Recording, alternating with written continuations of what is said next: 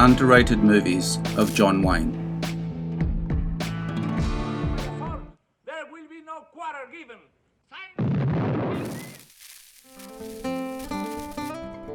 Wayne made many high-profile and successful movies over a long career, so well known that some of his other endeavours didn't get the same amount of sunlight. Let's take a look at some of these today. Some westerns, some not. When it comes to classic movie stars from Hollywood's golden age in the 1940s and 50s, few cast a shadow larger than John Wayne.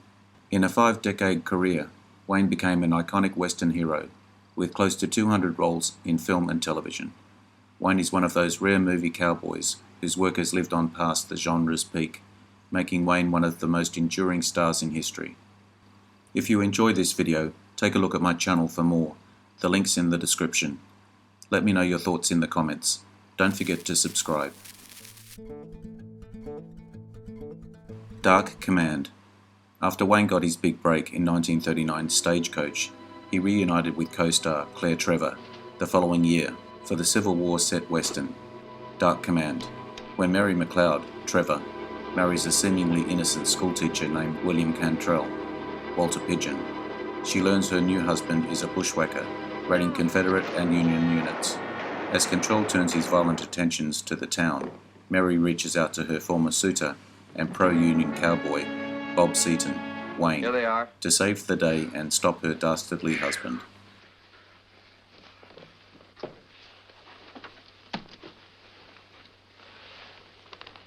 I guess Lawrence is burned to the ground. Yeah.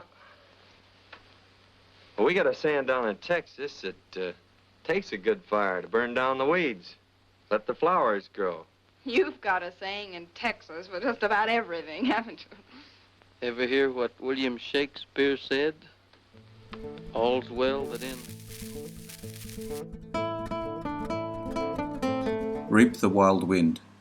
Wayne swapped the Wild West for the high seas in his 1942 film Reap the Wild Wind, playing Sea Captain Jack Stewart, following marine salvages operating off the coast of Florida in 1840.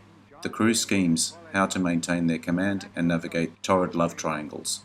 After being saved from his wrecked ship, Jack competes for the love of Loxie Claiborne, Paulette Goddard, while clashing with other captains, including the dashing Steve Tolliver, Ray Milland. Jack, tell me, how did it go with the Commodore? I think they've got me busted flatter than I had it. But your new command. Aren't they going to give you The Southern Cross? Might as well be dry dock. The Fighting Seabees, the adventures of the US Naval Construction Battalions, the Seabees, in the 1944 war film, The Fighting Seabees. The film follows the units responsible for quickly constructing airstrips throughout the Pacific. Wayne plays Wedge Donovan, who battles with his commanders over the fact that his men aren't armed with weapons to defend themselves against the Japanese, leading Donovan to form the Seabees so he and his men can receive military training to defend themselves properly.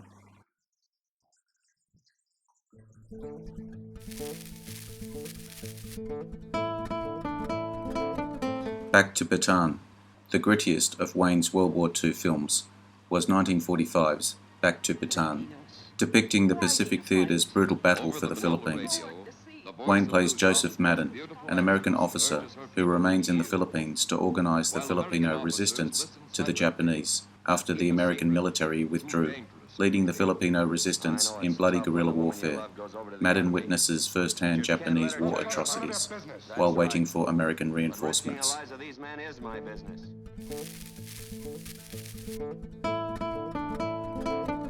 The High and the Mighty. Before disaster movies like Airport or The Poseidon Adventure in 1954's The High and the Mighty, Wayne received top billing. The film's a true ensemble effort.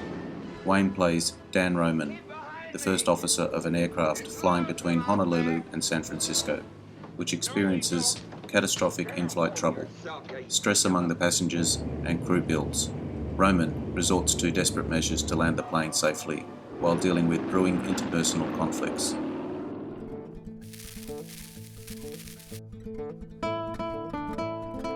The Wings of Eagles. Wayne collaborated with filmmaker John Ford for the biopic The Wings of Eagles, a 1957 film. He plays naval aviator and screenwriter Frank Spig Weed.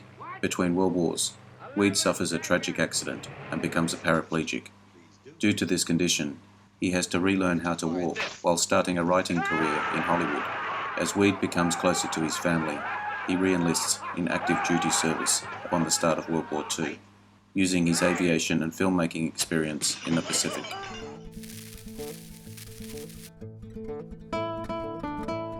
The Alamo, 1960. The 1836 Battle of the Alamo. The Alamo was a passion project for Wayne. The movie depicts the pivotal battle against the Mexican army that pushed Texas for independence. Wayne's The Alamo is his sole credited directorial feature work. Reportedly, it was a costly endeavour with grueling behind-the-scenes work for the first-time director. Wayne is rumoured to have invested heavily into the film, with his production company financing $12 million towards its project. There will be no quarter given.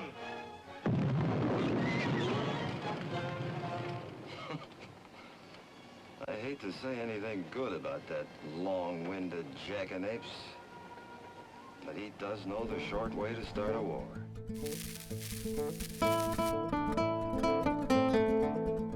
North to Alaska, a rare foray into screwball romantic comedy with the 1960 film North to Alaska.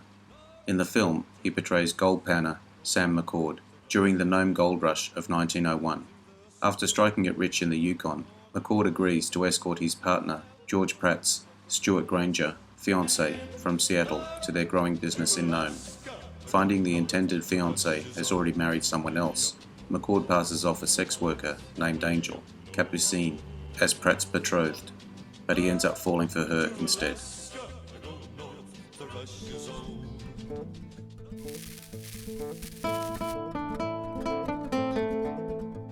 Rio Lobo. Filmmaker Howard Hawks worked with Wayne on a loose trilogy of westerns that followed a small band of gunfighters defending their town from a gang of outlaws. The trilogy began in 1959's Rio Bravo and continued with 1966's El Dorado, before concluding with 1970's Rio Lobo. The latter is the final film Hawks ever directed, easily the darkest entry in the informal trilogy. Rio Lobo endured negative reviews upon its initial release for being uninspired and listless.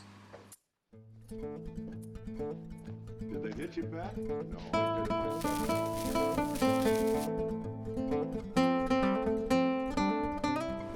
Chisholm. One of Wayne's westerns rooted in actual historical events is Chisholm, covering the 1878 Lincoln County War in New Mexico. In the 1970 film, Wayne plays the real-life figure, John Chisholm. Chisholm tries to keep the peace while working as a cattle baron. He takes on underhanded businessman Lawrence Murphy, Forrest Tucker, who is making a play for his land. Among the figures caught up in the escalating conflict are Pat Garrett, Glenn Corbett, and Billy the Kid, Jeffrey Duell. Murphy uses local law enforcement as his private army. My name's Chisholm. Those animals are mine. Oh, there must be some mistake here. You made it.